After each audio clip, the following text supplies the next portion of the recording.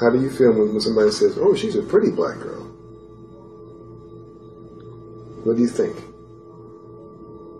Do you like that word? No. Okay. Why? Because I don't like to be called black. Okay. Well, why? Tell me why.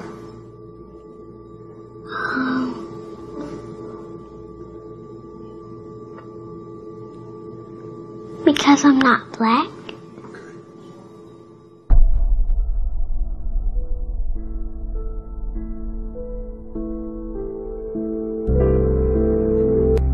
From 1619 to 1865, we were essentially chattel in this country, in the United States. We were nothing more than animals or beasts. That's 246 years. Imagine that. Okay, so here, visual. 246 years in the condition of enslavement, where, forget beauty, we weren't even human beings. Then we got emancipation without a plan. 1865 to 1964, we were really in a position of post-enslavement, people without real rights. And then hits the civil rights movement, 1965 to the present. Well, if we look at that, this amount of time in, this amount of time out, but of that time out, really only that much time out, because for most of that time from 1619 to 1965, we had no basic rights in this country. Forget beauty. We weren't even considered people in the eyes of the law, nor in the eyes of our neighbors in the country and in the world. And so beauty is just a small piece of a much bigger animal. And until we understand that much bigger animal, we'll never understand the issue of colorism.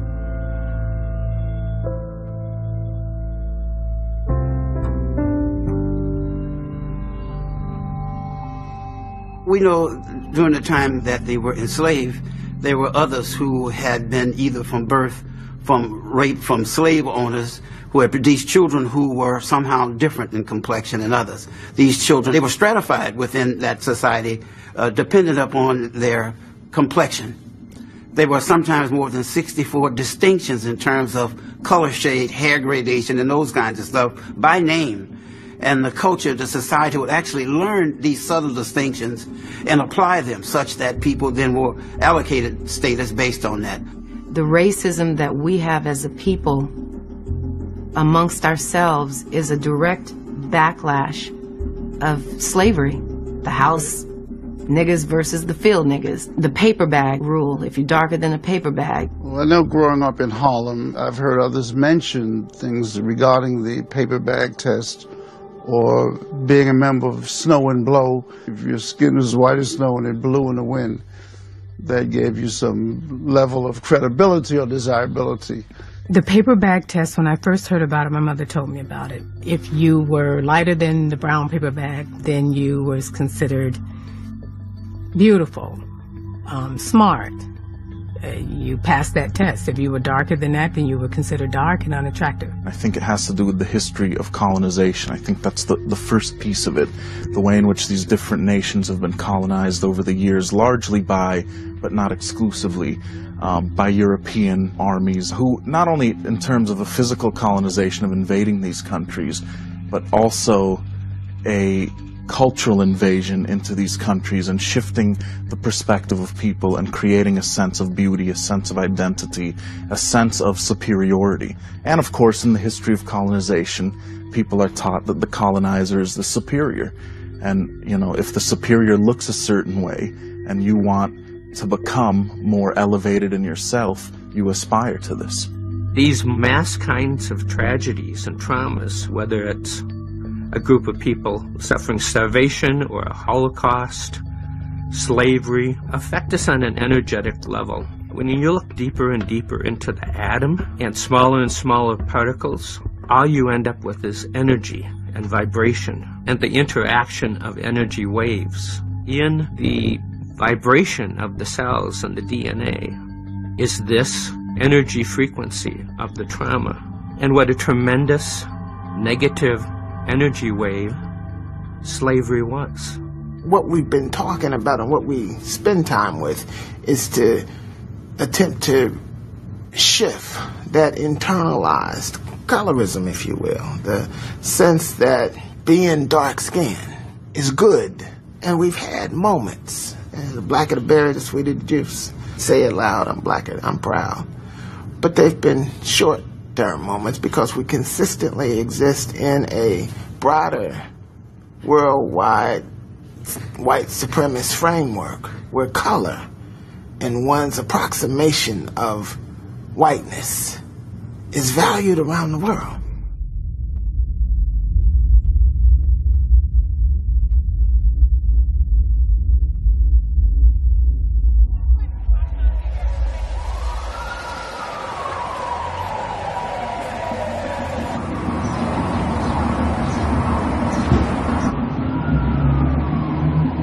My mother, she got pregnant, married at 15.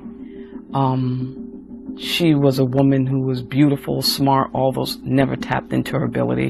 And that was my first example of black womanhood. Grew up in a predominantly white community, so constantly being called nigger, black, ugly nigger, those words together. Never seeing any examples on television or in film of anyone associated with beauty or softness or kindness or femininity that looked like me. And then going to the welfare camp. That's where I went to, the camp for, low-income kids. That's where you saw all the black kids. And then they were doing the same thing to me. Black, ugly, nigger. And so at that point, where do you get it from? Where do you pull it from? I think that these, conceptions about, color come from within our race. I feel like certain people who may have lighter skin try to boost their self-esteem and to boost their, their self-worth up by putting others down because they know that darker skin, I guess, isn't considered beautiful, and so that kind of puts them up on that pedestal, like saying, hey, I'm more beautiful than you because my skin is fair. You know what's weird? I get a lot of compliments about my complexion from white people. They love my skin. And it's sad to say, but as a younger person coming up, white people really made me appreciate my skin color. Black people made me question it. A friend of mine had recently had a baby, and I was very happy for her. And so, it was my first time seeing a baby, and the baby was beautiful. And she said, girl, I'm so glad she didn't come out dark. And when she said it, it felt like a dagger, like someone took a dagger and stuck it in my heart, because I was used to hearing things like that from other races. But this was someone that I considered to be my sister. So many of us are trained, even as children, we come up and shown so many images to try to make it a truth. So when you get married, everybody's wearing white. When you go to the funeral, everybody's wearing black. And day is perfect and fabulous and wonderful, and night is sinister and negative. So we can address it to ourselves. So we can connect it to ourselves. So we can justify hating this beautiful, wonderful color that we have. I think the problems within the black community has to do more with our lack of unity than about actual racism. We don't really see each other as being part of the community, partly because we don't have a language. We don't have something tangible aside from our skin color, which, as you can see, with mixed children, sometimes that's not even present. I see a lot of times within the black community, and when I say black, I mean anybody of color. African American, African immigrants, Caribbean American, you have color, to me you're black. And in the black community it's like, no, I'm not black, I'm Caribbean. Or I'm not black, I'm Haitian. To put in very crass terms. If the Ku Klux Klan is running through here, they're not going to be like, ooh, don't hang her because she's Haitian. No, you're black. We're all together. I think skin color amongst the black community is a huge issue in our time. And you still hear a lot of commentary. You still hear preferences. And now with the age of the internet and blogs, now you really get to see what people are really thinking, because they can hide behind computers and people can make their comments, and it's really shocking and disgusting at the same time to see a lot of the comments that are made by Black people about other Black people. Just recently, one of my younger cousins, he's a senior in high school, posted on Facebook on his status, "I love white girls, just period, and nobody can do anything about it." And I commented on his status and said, that's fine, just make sure you don't discriminate. And then one of his friends posted, "It's not, their fault that white skin just looks better on females." It wasn't so much like I felt like it was an insult to me exactly. I just felt like it was sad that someone who I knew, a young guy who was part of my family and his friends, and then other people in my family as well, feel that way, like really feel that way. It was just really upset me.